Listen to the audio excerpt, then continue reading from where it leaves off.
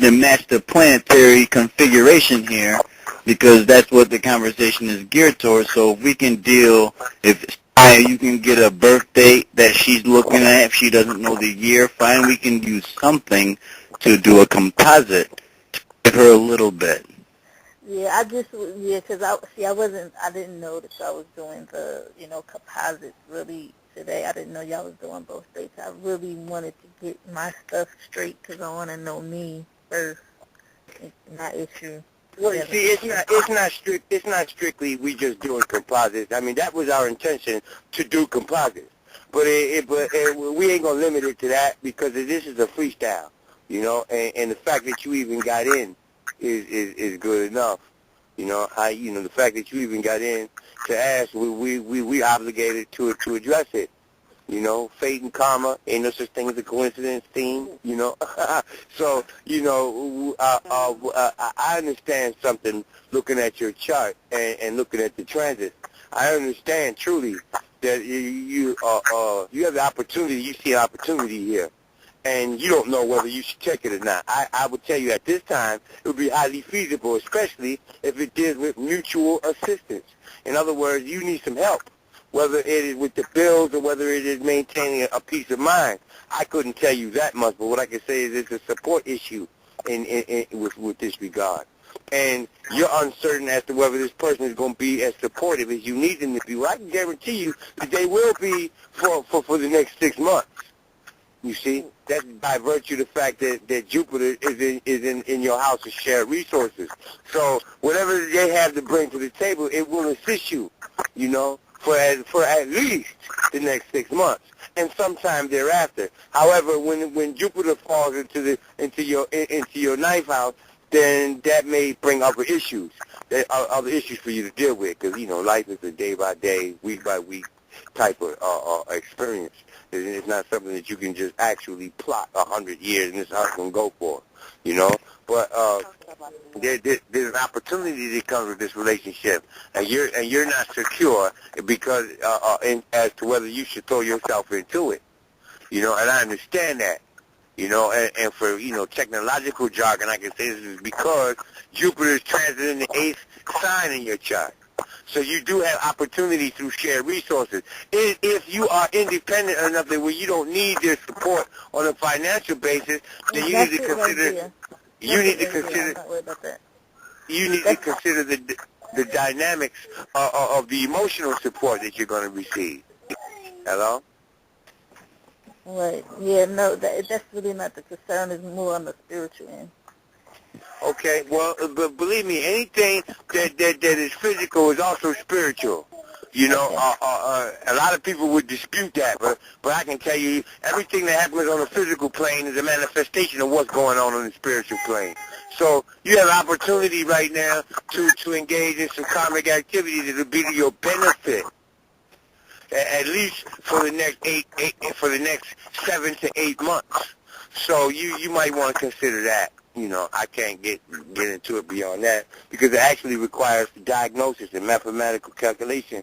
I need to look at the chart as it unfolds. We're just looking at the chart as you gave it, your birth chart, See, also the astrologer, wants to get into the meat and potatoes part of it, but really, the astrologer also doesn't want to,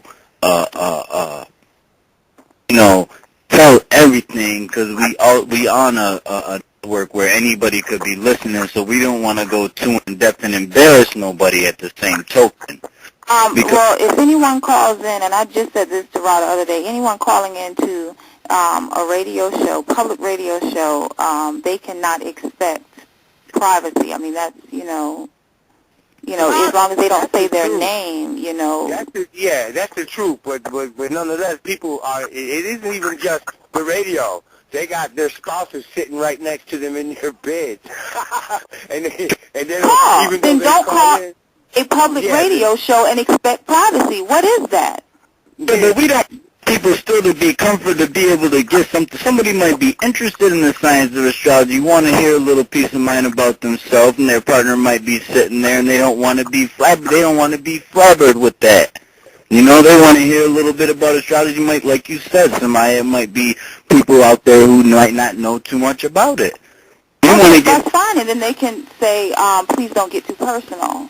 Just, kind of like letting us know, but other than that. Okay, well, there's a serious issue here. I would like to speak in a little bit on this chart, unless we're going to go to another one. This individual has the Sun and Venus in Capricorn. Security is of utmost importance. Okay, and this individual recently went through a Saturn return.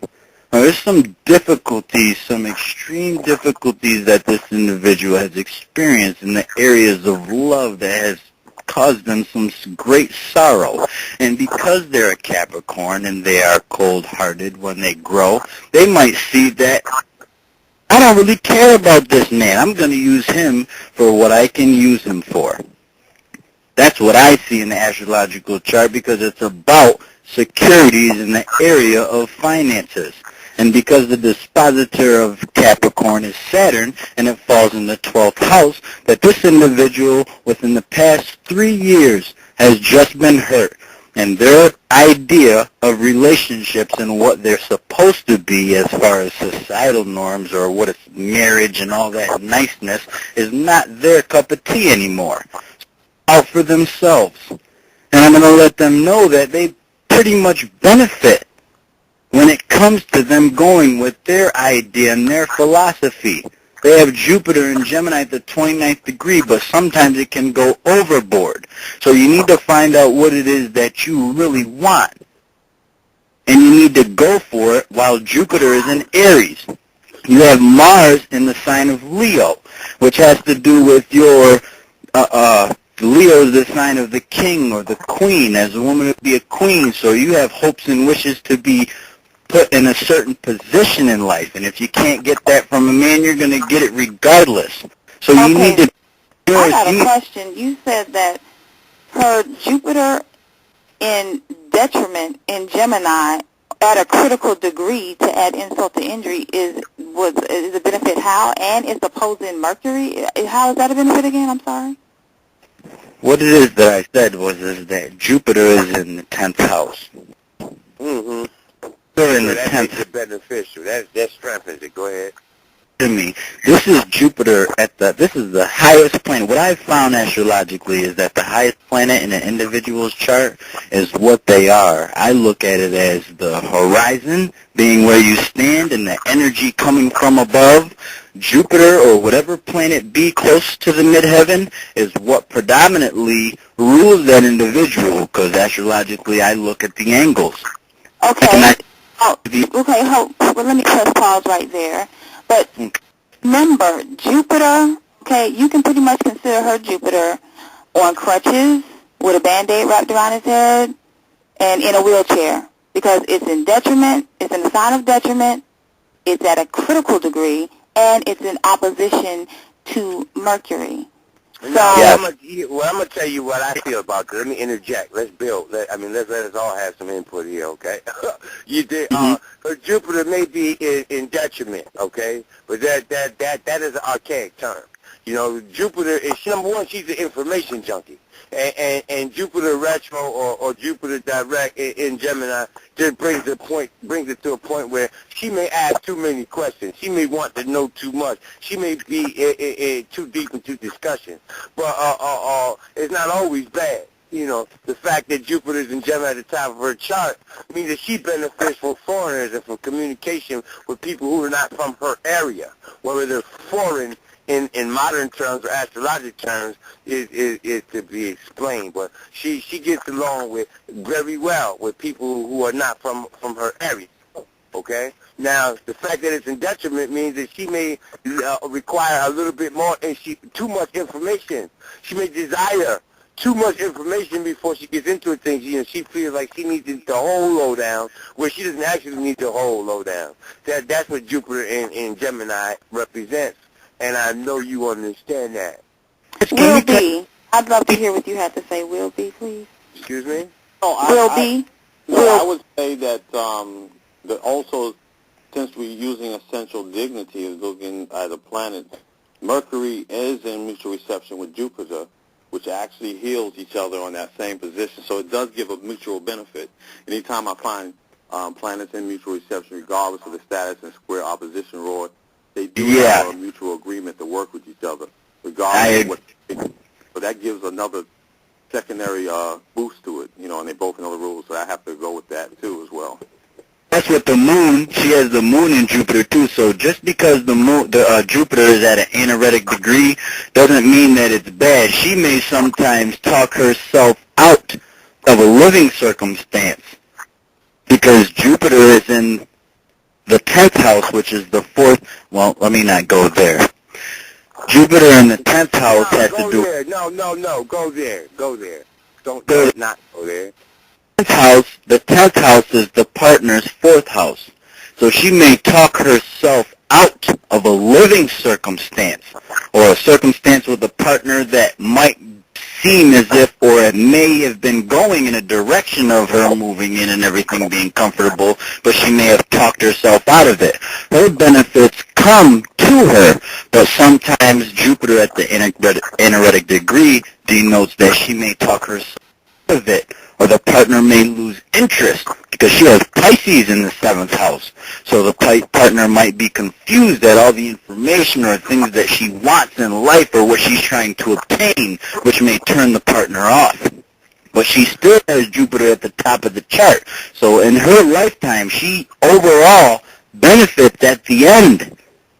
She benefits at the end, but it may not be to her liking because Gemini is ruled by Mercury. So it's the thought or the communication or the word or the speech. And like Will said, there's a mutual reception there because Mercury is in Sagittarius. And it can be read back as being a mutual. That means that each planet can be read back in its own dignified position. So that means Mercury could be read back as in Gemini, and Jupiter can be read back in Sagittarius, which gives it, another beneficial effect. So there is like that's beneficial, but it also gives her a tendency to exaggerate what she's been informed of. But she can that's what might a partner off. Because she amplifies details and information that inappropriately at times. What year was it that she was born again? Let me see, 1978. 78. All right. Well, she's 31, so she's worked through that. But I can guarantee you, through her 20s, she had a problem with amplifying things to making mountains out of molehills. Okay. But it's always going to be a thing because if you look at the other techniques, it's kind of the final depositor. It will be Mercury and Jupiter. So these two entities will be, even though Jupiter is elevated, Mercury too has an interplay with that because Mercury can be read back also as the highest element. So that means but lo and behold, she has a circumstance that is upcoming very, very soon, within the next year, I would say, because Jupiter is in Aries and it's whizzing very fast and it's approaching her. She's about to have a Jupiter return soon. So when it comes to your next relationship or the relationships that are in the future, it's important for you to maybe watch how you speak from the last circumstances that you have. You should have learned your lesson because you had a Saturn return where you were hurt in love and you know what you did and what you didn't do, what you can and you cannot do, and you should be able to, or you will after this conversation. No, her Saturn return, we're talking about January 5th, 1978, right? Yeah. Her Saturn return was in the summer of 2007, dog. And that's fine. Yeah, that's fine. July 2007, she went through her Saturn return with the lack of love issue, and she had to learn to deal with not having the attention or not receiving the attention that she had received in her prior. So, with 2007, that was 4 years ago. She had 4 years to deal with that. And what she went through was Saturn through her first, from 2007 to the end of 2010, she went through dealing with her physique change. All right, whether she lost or gained weight, or whether she got old, or whether her hair started graying or something, she had to deal with that. Now it's about her money right now and her relationships. It's about her financial stability, and right now because Saturn is in Libra. She's concerned with how stable is this relationship going to be. She needs to know about herself how stable she's going to be in this relationship, too. Because